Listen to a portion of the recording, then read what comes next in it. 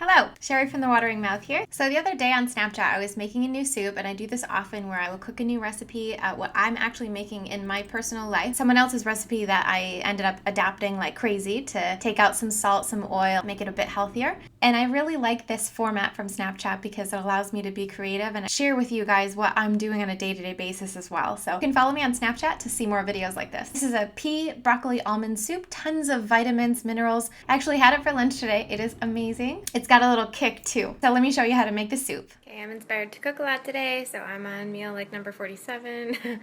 Good start so far. Celery and broccoli. A tip about broccoli, don't throw out the stem. Use the inside of the stem too when you cook. Just cut off all the outsides of it and just chop this up. It's real soft and yummy. Actually, I like it a lot more than I like the regular broccoli. So some of my other things ready. Got a bunch of kale ready for later, and I got the aromatics ready. Green pepper, ginger, and garlic. So let's get cooking. Water sauteing the celery and the broccoli so far. I have to admit I'm not exactly excited with the smell of this soup, but hopefully it'll get better when I add in the rest of the stuff. Soups that I make call for blending part of the soup once you're finished with it to get some more creaminess. In that case, I like to blend it, but usually I don't personally like the mouthfeel of a super completely blended soup. So usually I will cut up the vegetables in a size that I would still like if it was not blended at all. That's why I chop up everything really, really small when I make soup. Just FYI.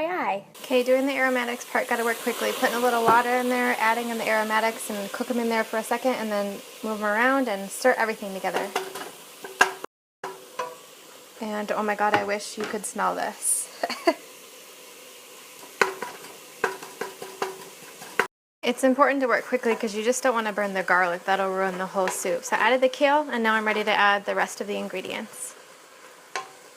Soup was really interesting to me because it uses almond milk and then peas, and I love both of those things, and I thought it just sounded interesting, but I have changed it around so much from the original recipe now that I have no idea if it's going to be good. But I'm just going to keep forging ahead and we'll see what happens. Okay, I've added the peas, and we're supposed to just let it cook for another 15 minutes, so we'll see what happens. And then you add lemon juice, chili flakes, miso paste, and some tamari as well. So I'm going to add those things a little bit less than she calls for. She also calls for a ton of salt, which I'm clearly skipping just because of the nutritarian thing. But I will put in a bunch of pepper too, so we'll see what happens. Cross your fingers. Really weird looking soup to me, so I am definitely going to blend the whole thing and just hope that it turns out good. I've added the lemon juice, the chili flakes, and the miso paste into here, and I'm going to just start blending portions of the soup at a time till it's all blended. And this is miso. So it was like an Asian sort of flavoring agent, fermented soy, and this one is brown rice, but it's really great for kind of a salty flavor with also some good fermentation. So let's see what happens.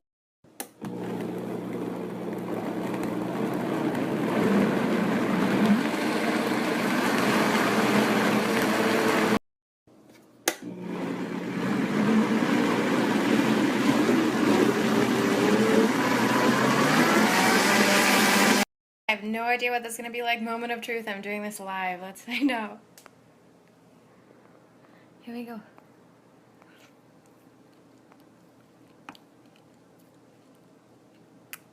Ooh, that's spicy.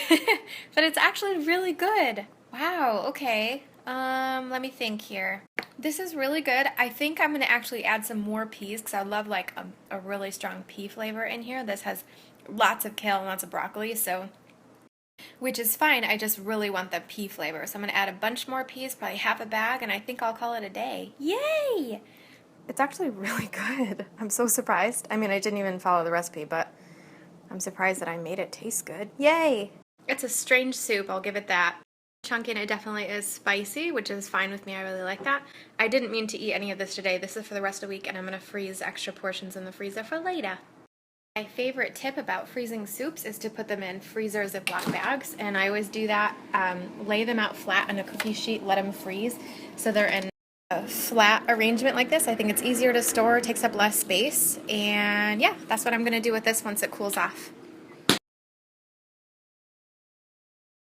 Okay, so that's what Snapchat was like when I made this soup the other day. You can get the full recipe on my site, thewateringmouth.com, and make sure to subscribe to my YouTube channel and sign up for my email newsletter on my website. Thank you so much for watching. Have a great day. Bye!